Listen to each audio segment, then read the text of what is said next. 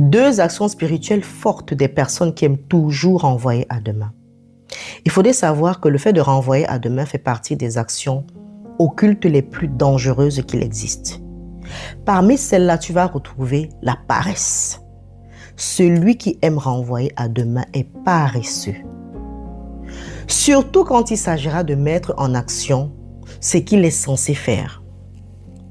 À ce moment-là, il va être rempli d'une forme de paresse qu'il ne pourra pas contrôler. Quand il s'agira par exemple d'aller déposer un dossier dont ça fait déjà des jours, des semaines, des mois qu'il renvoie, tu verras que le moment venu, il faut qu'il le fasse. La paresse va descendre sur lui. Ainsi, la personne ne pourra pas, au final, aller déposer ce dossier-là. Un deuxième point qui va arriver aussi, c'est quoi? C'est que cette personne-là qui est sous l'influence occulte de renvoyer toujours à demain, la deuxième chose, c'est que au moment de passer à l'action, il va avoir un retournement des situations.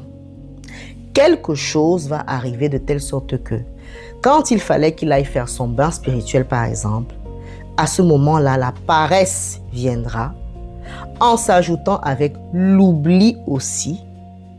Et au final, soit il va recevoir un coup de fil, par exemple quelconque, et c'est ainsi qu'au moment d'aller faire le bain, il ne fera plus le bain.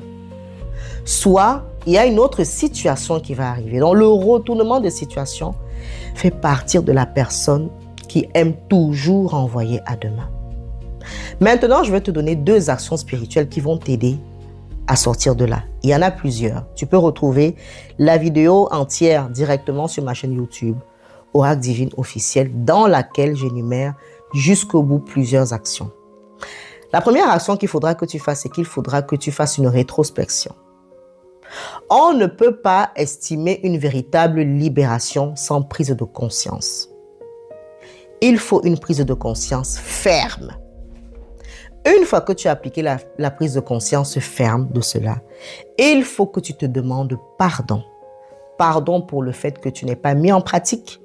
Pardon pour le fait que tu es sous-estimé. Pardon pour le fait que tu aies laissé en quelque sorte cette attitude-là prendre le dessus sur toi.